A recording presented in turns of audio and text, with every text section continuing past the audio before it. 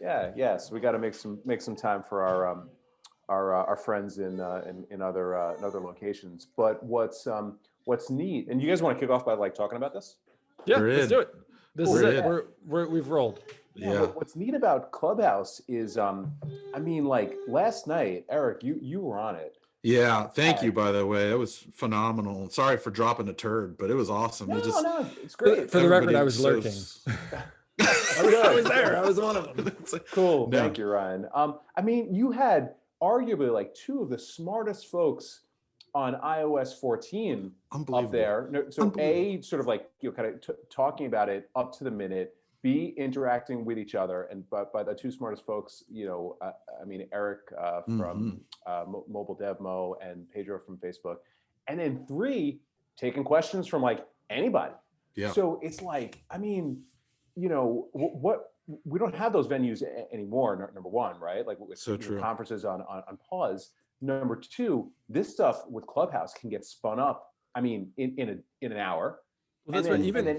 Even like conferences they're more prepackaged, the presentations, like as opposed to this like free-flowing combo. Exactly. And then it's like number 3, like incredible access for free. Like you had like open question with, Jared Dickert or Tara Kawaja. I mean, it's pretty amazing. So right now we're just having fun with it. It's awesome to give, all sorts of people like a spotlight that normally might not get a spotlight, might not be able to sort of, interact. And hopefully it just keeps growing. Hopefully people just do more, and there's more sort of like specialized ones where it's commerce or CTV. Yeah. How do you guys decide on like what the topic is going to be? I assume you have like a rolling list, or like, is this just like, what do we feel like today? Yeah, we're figuring it out, in real time. It's kind of easy if there's news to talk about, right? Like last week, we were able to kind of jump off the Magnite acquisition. Right now, iOS 14 is top of mind for everybody. Next week, we've got a bit of a thematic one. So Matt and I just text. It's pretty funny. What you guys would do, Yeah, and I just want to give, because we just walked into this, like Eric, I mean, it's as far as the ad tech side of Clubhouse, I mean, it's nascent. So like, this is it. This is the one. I forget what the actual club name is, but the thing that you do is the Wednesday, the click, and it's. I mean, listen, I've been in Clubhouse for all of like 12 days, but it was. But the like Saturday one, and that it's super interesting in that it is the conversations get in the weeds with very high level people. Yeah. So like that is the part of it that is super interesting to me. It's just wild that the conversations will go. I mean, that one on Saturday was 2 hours, wasn't it? It was like an hour and a half or something. Yeah. I know that because I was getting some sideways glances from my wife, like, it's Saturday, what are you doing? Yes. We're I think, still trying to figure out what the optimal length is. 2 hours is probably a little long, but it's just like, if people line up to ask questions, you want to give them the opportunity to ask questions. So, I do things that because it's like nascent and it's like impossible to measure, but would be so cool is, and I'm already feeling it to some extent, is there's going to be a ton of like FOMO if you pop out, right? And you're like, I came in like 15, 20 minutes late, and I was just kind of like, oh, you know what I mean? Like, whatever, right? So, and then the second is, after the conversations, just sort of the legs that it has, because obviously the stuff, you guys were talking about like last night was really important. It was really big, and those big names. And, when I proposed just sort of like that thing, it was like, there was other people in the audience that wanted to continue talking about it, and I got like 20 messages afterwards, and it was just like, can we set up another Clubhouse to just talk about that? And so that's what I think is like, it's got just this sort of powerful way of sort of continuum, what I mean? That so it was fantastic. I actually love that you can't get recordings of it. I love that it's ephemeral, that like it's there and then it's not. It makes the FOMO that much stronger, and it I feel like that it has the pull to make people want to go to the next Wednesday one and the next one, because literally the conversation ends there. Like, and that said, it's not being recorded, but I mean, if you scroll through the attendees, every publication is represented there. Yeah. So, A, it's still on the record, and then B, hopefully creates an opportunity for, some of the publications to find smart people, for stories or get story ideas that they wouldn't have necessarily Such a good point. in the first place. So I feel like it's just got, really good implications for lots of folks in the community, which is great. Yeah. So absolutely. that's not, I mean, this isn't even your day job. This isn't like, actually, I get pulled into things. So let's walk through what you currently do. Yeah, because let's give the man a proper intro and then keep talking about community. I don't want to butcher it, Eric. I want you so what is it you do here? I am a full-time investor, focused on what you would consider sort of next generation ad tech, martech, and related B2B companies. I've been investing out of a fund now for 3 years with my partner Joe Zawadzki, who I'm sure you and everybody else is familiar with, founder and CEO of Media Math. It's called MathCapital, the fund. It's affiliated with, but it's not a corporate fund of Media Math. We're backed by some of the sort of most notable founders, execs, that have come through ad tech, martech, family offices. And you've got some ad tech bona fides of yourself, right? Yes. Like you are the co-founder of Undertone. Yes, sir. But ad tech's been my whole career. So we started Undertone in 2001.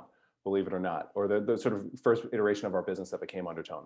And we ran that for a really long time. Ultimately, kind of was acquired in 2015, and I left after a year or so to join up with Joe on this thing. What's interesting is, we've been kind of going back and forth on ideas and specs and IPOs and everything like that. There are businesses that have been around as long as I've been doing this that are, now having real milestones. So two come to mind. So number one, SpotX, right? SpotX. And I sent a tweet out because I've got just like such enormous respect for Mike Sheehan. That original business was started, I want to say the same time as Undertone, like 01. It was like a search business. And then SpotX was 07. And then they sold it to RTL. And then RTL, ultimately, with Mike's leadership, sold it to Magnite. And then the second one, which is just sort of wild for me, is Viant. So Viant, we were really intensely competitive with for many years in their original business, Specific Media. But back in the day, it was actually called advertisement banners, believe it or not. Because it's just like, .com 1.0, like people got to wrap their head around it. They started that thing in 1999. So it's like so incredible. I'm still in this world. I'm obviously in a different segment of it. But incredible staying power on some of the companies we came up with. Yeah, Eric, I want to ask you, I mean, we've been friends for many years, and it's been exciting to see all the things. And you mentioned community, and that's something Ryan and I are big on too, right? And so we all, love that. And I thought about like when you had just exited, there's a couple of interviews I think about, and it was so like for me, like exciting because there was this talk about like ad tech sort of, is this crazy consolidation? Is it dead? Is it not? And you early on said, no, I believe so much in this. I'm going to dedicate, a lot of hard work and resources and team up with other people to sort of almost bring a lot more, not just financial support, but just breathe, some new life into some of the sort of talk that people were saying like, hey, stuff's dying, so I think that's been exciting. And I want you to name a few companies, now where I can roll through some of them. I mean, I think it's fascinating, that's what I'm to take a look at that. Let's start even from there. So like, what was it like to start angel investing or investing in the ad tech space in 2015, 16, 17 versus now? Like, is it, like, I'm trying to put myself, wasn't it kind of hot around 15, or was it dying? Was it the notion that like, had it already died in the eyes of Wall Street at that time? Sure. Yeah. So, I mean, we started investing out of the fund in 2018, which was, I think, a time where certainly ad tech, arguably sort of martech was not as in favor as it was in previous years. But, Joe and I have been investing as angels separately, since, I for me, I think 2008, for Joe, right around that time as well. So we had, you know, the sort of benefit of investing through like a cycle already of, you know, sort of like pre-boom, and then, you know, investing in the early programmatic and data and measurement companies, particularly on Joe's side. He was in Moat, Integral Ad Science, AppNexus, like a whole string of like incredible companies. And then, you know, you saw a bit of a, you know, sort of like downturn in terms of, you know, less companies getting funded, you know, some of the early public companies not necessarily delivering the best results, you know, and I think, you know, that there's, you know, kind of clear reasons for that. But like, we both took a very long-term view, and it's like, you know, hey, do you believe that things are going to get more or less digital over the course of the next 10, 20, 30 years? It's an easy question, right? It's right. Like, so it's yes. Do you think that, you know, some of these incredible markets, such as television, such as e-commerce, you know, such as, you know, A, B, and C, do we think that those things are going to be, you know, sort of like the next growth vectors? I think that's arguably, you know, that was yes. I think less clear, frankly, in 2018. Do we think that having, you know, a background in this space, Joe being intensely operational still at Media Math, do we think we could have an edge on, you know, sort of like getting access to companies, being able to help them, being able to have, you know, a differentiated point of view on who might be, you know, better investment, you know, based on our thesis? Probably. So we were, you know, like very confident. And, you know, turns out that starting a, you know, investment fund focused on ad tech, martech in 18, when there weren't too many people believing in it, probably ends up being like a really good investment over the course of, you know, kind of the coming years. I mean, right now it's a hot space again. Right. And you have to take a 10-year view when you're doing this stuff, because it takes that long for startups to mature and become successful or not. So we were confident. Lots of people weren't. That's fine. You know, those people, you know, have come around over the course of the subsequent years. And you know, I sort of, you know, I kind of took pride in being a bit of a contrarian. You know, it's kind of fun to be the one that's leaning one way. But you know, in reality, like, you know, for this entire industry and ecosystem and startups to be successful, we need those larger downstream investors to, you know, to understand the space, to, you know, to sort of like, you know, embrace the category again. And I think, you know, now coming out of 2020, that's been one of the biggest differences.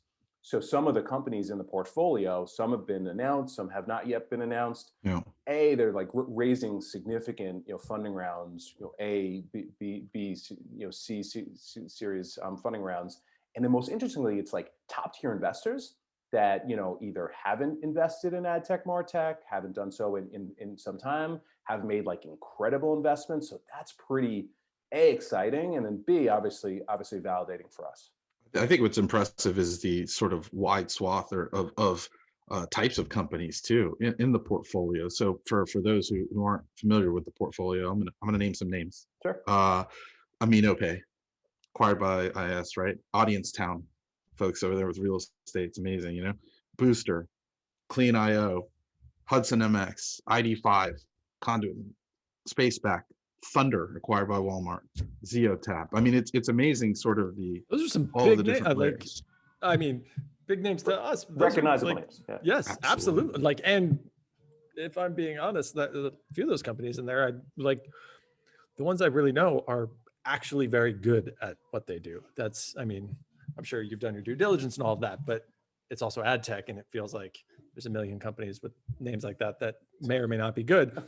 Those are good ones. Thank you. Not shocking. Yeah. You're very good at your job. But like, so I mean, Eric just went through a interesting list, which, I mean, who are you looking for now? Is it any smart idea in ad tech, or like, actually, let me change this.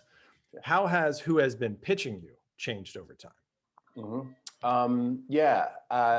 So we take a thematic approach. There's a few things that to sort of kind of go to your first question. There's a few areas that we, you know, are very much of like believers in over the long term. That said, we know that like everything changes. and the future is extremely difficult to predict. And there's things like pandemics and, the sort of, effects that has in terms of commerce and streaming and things that could happen. So it's like, yes, there's things that we're like super into, and I can talk about that. But then also it ends up being completely about the founders and the team and our belief that they can, stick this out for the long term. And capitalize on opportunities, and also kind of plow through things that are challenges. So the quality of founder since 2018 has I think has gotten I think noticeably higher. There's folks that this is not their first go around, like they're building their second or third company within this space. There's a lot of talent that are coming out of machine learning and AI backgrounds that are kind of turning towards MarTech and AdTech to apply it to sort of like massive opportunities, massive markets. We've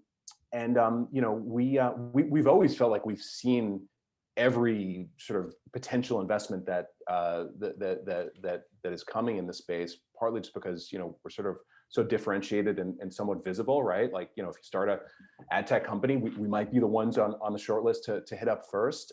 But I mean, we now, if things have somewhat normalized in terms of the market, I mean, I think I looked at 20 or so companies in January, maybe more. So the volume is there as well. We look at sort of like triple digits every year in terms of the number of opportunities. Three thematics that we think about is a the sort of future of data in a privacy centric world, right? So you've got companies like ID5 and ZeoTap, but then you've got sort of like infrastructure like a Narrative or Neutronian. B is automation of things that have yet to be automated. Like programmatic was the obvious sort of like $100 billion transformation, but there's a lot that is I think yet to kind of be revolutionized through automation and sort of augmented by ML and AI. And then the third is kind of the fun stuff. It's like the future of media. So it's CTV, it's audio, it's voice, it's commerce and retail media, right? It's like where is this whole thing going? So yes, the portfolio is very diverse, but like I've got a spreadsheet that organizes it, and all those companies, even though they're in very disparate categories, they'll fit in three pillars there. That's cool.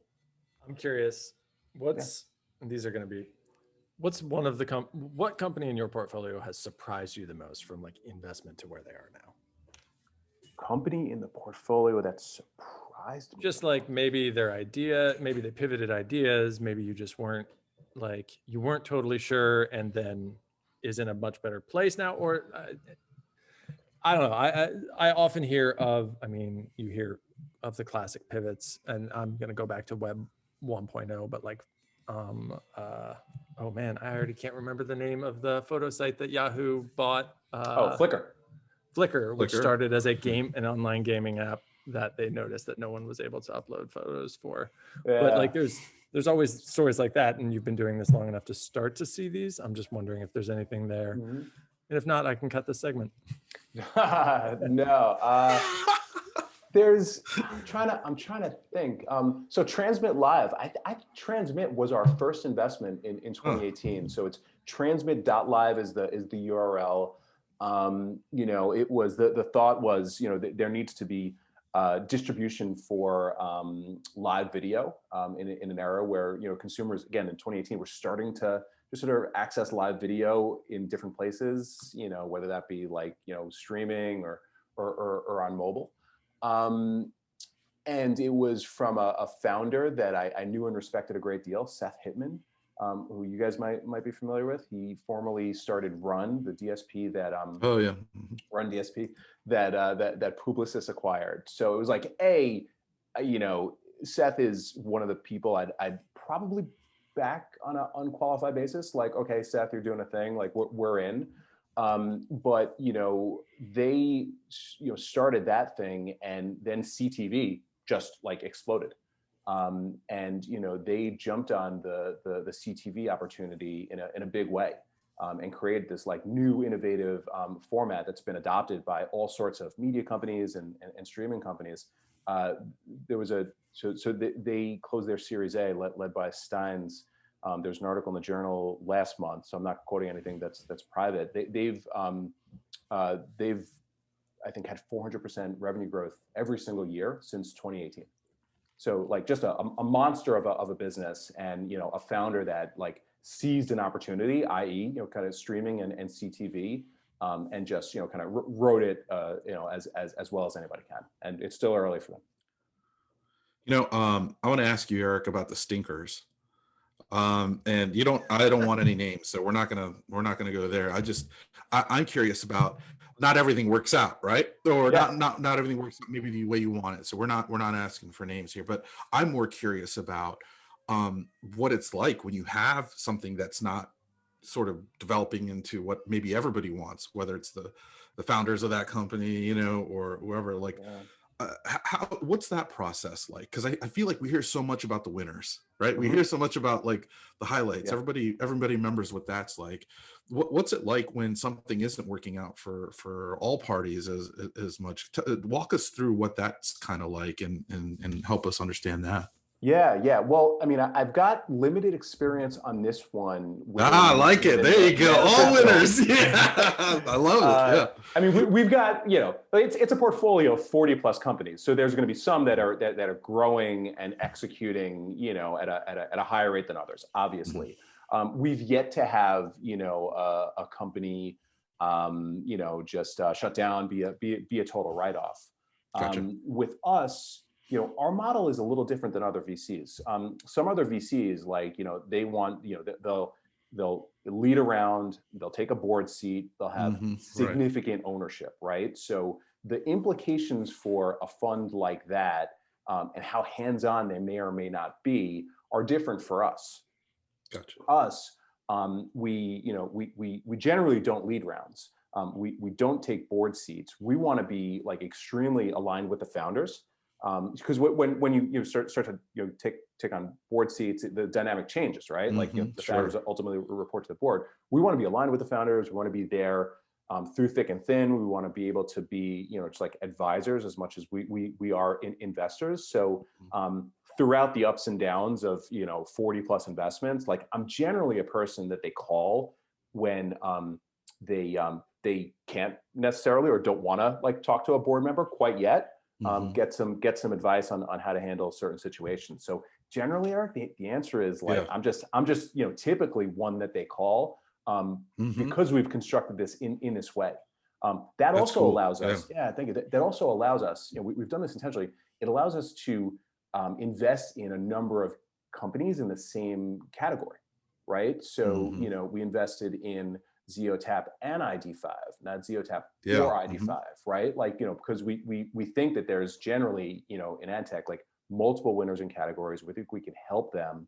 And, being sort of positive sum allows us to do the same. Yeah. You said something interesting early on too, that I picked up on, about sort of that window. And I don't think that most people on the outside would sort of think of having a 10-year runway or a 5-year runway. I think sometimes for folks who aren't as deep in the game as you are here in this, that they would think, oh man, it's make it or break it in, like 72 months or, that kind of thing. So I think it's fascinating to hear about having a realistic period of time. And I'm sure it's different for all companies, but, hearing that there could be a 10-year sort of window on an investment and thinking about success and return and development stands out to me. I think how's it been, or how did you sort of develop that understanding? I mean, that's that's the data. Up until fairly recently, the data has shown that it takes 7 to 10 years from inception or initial funding to a company kind of crossing the $100 million or IPO or significant exit sort of like scale and time frame. It's a 7 to 10 year journey. So how do you think of that in a in an industry in which 4 years is a lifetime. Like where we were 2016 ad tech to, or 2017 ad tech to 2021 is so different. Upside down. I mean, so how do you take a 10-year approach there? Like what is, I mean, it has to be methodical. I assume it has to be really based in fundamentals, but also a bit of it has to be like you're attempting to predict the future or predict parts of it. Mm-hmm. So what do you tie yourself to? Like, what are the foundations that you are like, okay, this will be here for 10 years, so we can follow that core tenet? Yeah. I mean, I guess your themes. Yeah. No. This is slightly different, right? So keep in mind that, with the exception of a couple of investments, we're investing like at the earliest stage. We're investing at times ahead of other VCs. So the ability to, predict the future, at that stage is quite murky. So, it's three things. It's number one, we have to, in the absence of at times a product, at times product market fit, we have to really believe in this team, right? And it's like the sort of kind of qualitative and quantitative stuff. Like, have they done this before? Do they have particular domain expertise? Are they gritty? Are they aggressive? Right? So it's like disproportionately weight team. Number one. Number two, we have our view of the future. But you know what? Like, it kind of doesn't matter. What matters is the founder's view of the future, right? And can the founder paint a picture and bring us inside their head where he or she sort of has thought about this way more deeply than we have, right? So it's like founder, it's vision. Again, in the absence of product and product market fit and revenue, those are great to give us some early indications if that's there. And then the third, which we can probably hang our hat on from a data perspective, is TAM, TAM, total addressable market. Like in the exception of a radical pivot, like, typically a company will, sort of like pivot business model, pivot like, who the customer is, but they're going after a market that is the one that they started in the beginning, right? And in the case of Transmit Live, it was like, hey, the future's streaming, the future is going to be like, in video, it's big. How we get there, we think it's this, sort of distribution model. Oh, actually, people are flocking to CTV. It's CTV. But at the end of the day, we all knew in 2018 that $80 billion of linear television ad spend would need to make its way into digital, and there'd be the need for infrastructure and technology to support it. Yeah, it's cool, man. I hear so much in what you're saying that you guys really pay, like, you really focus on the people that are behind what you're doing, and that's exciting. That's exciting to hear. In the end, it comes down to the operators, the people, their vision, and you're just helping to get behind that. Yeah, and it's not like just a saying. It's because we're so focused at the early stage. That's literally all you have, right? Yeah. So we have to get really, really good at evaluating people and teams and developing, support structures, at that particular time. I think about, it's funny, I think about a tweet that's probably like 3-4 years old, which is weird to sort of be able to recall that. But the tweet was that, and it was when you were leaving Undertone, that it had to be a record being at one company for so long. I think Terry said it. It was like 15 or 16 years at one company, and I wonder if that's given you an advantage in some ways, of like understanding sort of what we just asked about, a sort of 10-year window.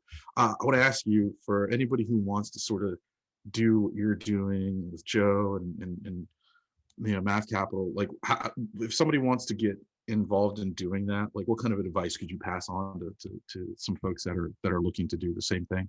Sure. So it's somebody that wants to get into investing. Sure. Yeah. And especially like in ad tech and all of our whole space. Yeah. I think that the great thing about the investing landscape is you can do it while you have a full-time job. That's number one. Number two, the deeper you are to a specific space, again, this is part of the thesis behind, MathCapital. To me, you probably have more of an edge than a generalist investor, right? Like, sort of like the stereotypical, angel investing dentist that, folks like to, poke fun at, it's, unless he or she is investing in like dental supply equipment, like how are they going to be able to like evaluate a deal versus like Ryan or Eric, if somebody like, kind of brings you an idea on identity or CTV or something in this space that you literally live in every single day, you're going to be able to, I think, have, at the very least, some perspective. So it's like, A, there's no barrier to entry. B, I feel that people that are in this space, can, number one, be better investors, and then, number two, add way more value. And then it's C, it's like, how do you get access? There's, and with that, you just network your way into relationships with people that are investors. For better or for worse, people that invest love to talk about their investments, right? Yeah. Whether they're individuals or funds, right? So, developing relationships with them, talking about, hey, I'd love to, kind of become a part of this investing ecosystem. If you're looking at something, hey, here's what I bring to the table. I've been, in programmatic my entire career. Focused on product. I can help you think through, this or that investment. That's how it's the same way of networking your way into, a relationship with a potential customer or partner. And then, I think the third thing is, if there's, like there's a certain amount of capital that's necessary to be able to invest, whether it's your money or other people's money, right? Like that's a fact. Some folks within this space have done very well being, advisors to company in exchange for equity. And that's a whole other conversation. But, lots of folks that, we all know, that's how they sort of built up their portfolio of work outside of their full-time job, but, basically using their knowledge and relationships to help small startups along the way. And you can then, I think, develop yourself onto a path of becoming, an investor or serial advisor in that way. Awesome. I could take so much of your time, but I won't. Eric, there's so many questions about the future I want, but I'm not going to give me one. Let's hit me with one question, unless you got to go and take care of the little ones in the background. No, I just want because your entire job is like where the puck is going. So I want outside of investments, because I think that ties it too much to business. Just like, what's tickling your fancy right now? Like, what is a thing that just you're like, oh man, in 6 years that could be something. There's a couple of things, and it's all going to be in our world, right? Like because it's so hard to kind of really predict the future, and things you're not deeply involved with. So think of this more like derivatives trading. Like you're just making this is gambling. You're making a bet. I think that it's so obvious, but I think folks are underestimating just how much growth there is in this whole commerce media, retail media world, right? Like, last year you saw e-commerce grow from, I think, 10% to 20%, and it represented just like so much. But I think from a consumer perspective, things have changed, and they ain't going back. People are shopping for more things digitally now, and they realize that outside of like delivery delays and everything like that, it's a better experience.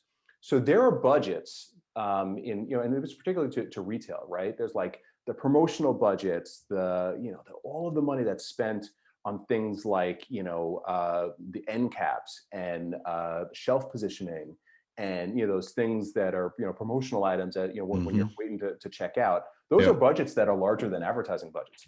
Those budgets have to come online because less people are in store, more people are online, right? So if you think about the experience of retail media today, and these budgets that need to find their place online, I think it's so early days. Right. What is the digital equivalent of an end cap? You tell me, right? Like we got to figure it out. And for delivery apps, there's just like so much space that is there that I think is ripe for opportunities. So it's a bit of a in the now type thing. Probably Thunder being acquired by Walmart is on my mind. But I think like retail media, commerce, that's a biggie. I'm super bullish on audio and voice. So, I think that there's a $14 billion legacy radio market, that is entirely ad driven. That is that thing is cratering. It, went down by 25% last year in terms of revenue, and 25% of a $14 billion market. That's real. Mm-hmm. It ain't coming back. It's coming online. Music, Spotify has done a great job of training people to pay for music. So, I think audio supported music, it'll be there digitally, but I think there's, other places it's going to find its way into. So super bullish on podcasts, super bullish on, sort of like other ways we can create, an ad supported medium in audio. And, voice is, something that has been around now for some time. The usage is absolutely staggering. In terms of just the number of devices, the percentage of search that's being done on those devices. We've got a couple of investments in voice. Blue Tag is one. They basically create, help brands create Shopify for voice, right? You can spin up a store, on, Alexa or Google Home or Instramatic that's experimenting with sort of like AI dialogue ads. I think there's, again, if we think that the future, we're all going to leave our homes, we're going to get back out there, we're going to have our AirPods in when we're walking down the street. We're going to be consuming more and more, with our ears. Every car of the future, whether autonomous or not, is going to be connected, right? It'll be like an Apple Play or the Google equivalent. I think the audio market is A, going digital fast, and then B, I think has a real opportunity to grow in ways using like commerce that I don't think is necessarily appreciated all that much. So those are the three that I'm pretty hot on. Audio is super interesting to me because it's a more passive medium than video. Video, I have to be at my screen, whereas audio, I'm free to do anything else and be somewhat present. And it made the day longer. It made the day longer, right? Like you can be like, I'm not this good, but like a lot of people they can be like listening to podcasts at 2x speed. Yeah, that's what I was going to say. At like 1.5x, I realized how old I was when people started joking about the different speeds, and I was like, "Wait." That's how I watch video. You can do speeds. That's how I watch video. I speed it up, and it's like, I don't know how. I can't. My problem with video is I'm jumping from too many other things, and it requires me to sit there. Like, it requires 30 minutes of my time, and if I'm going to do that, it's weird with that video. I'm speeding it up, but I'm really listening faster. Is actually what it is. Where the audio. Right? So, I'm seeing the video for the audio actually. Audio feels more near term. Voice feels, because there's still sort of an awkwardness with interface step, but you're absolutely right. The moment that starts to get cleaned up, or I don't have to go onto my app and download a skill in order to be able to when that starts to become a seamless thing, then the sky's the limit for voice, because it is so much easier. Yeah, it's already happening. People were, using Alexa to get when things were really, really sort of intense in the pandemic, and people were just not leaving their houses and doing delivery only for groceries. People were using those devices because it was more effective to get a delivery time using the voice devices than really? with their phone. Yeah. So Fresh Direct had an incredible spike in new orders or reorders using voice, because it's basically hey, let me get a delivery time for Fresh Direct. Let me add this to my previous cart. Let me put this item in. So I think voice ends up being a commerce medium, and sort of audio becomes an ad medium. Maybe that totally makes sense. Yeah. Amazing. All right, Eric. This has been great. Listen, thanks, guys. You said it all. I said it all. Investor, partner, MathCapital. Thanks for having me. Wait, do you know what is next? What is next Wednesday's The Click? What is it on? Yeah, it's going on next Wednesday. We've not announced yet. It's all right. This thing's not gonna. It's gonna take me forever to edit this podcast episode. It's not gonna be out there. But okay, cool. So next Wednesday we're gonna have Meet the Press. So it's going to be your favorite writers that cover. Oh, that's super fun. Both ads, but also tech. just to sort of like leading the way. So it'll be a bunch of like super recognizable names that'll be on stage. So that'll be next Wednesday, and by the time you edit this, it'll be out there. It'll be last Wednesday by the time I edit this thing. Yeah, and then and thank you guys. You know, like this is an awesome thing that you guys do for the community, and I think that there's a specific place for podcasts versus some of these other mediums, and you guys just do it better than anybody, including those that get paid for it. So you should get paid for it. Wow, thank you. That's next. Thank you. It would mess with my day job, but hey, Eric and Eric, thanks you very much, guys. Appreciate it. Thanks, guys. All right, have a good one. Take care. All right. Be safe. Yeah.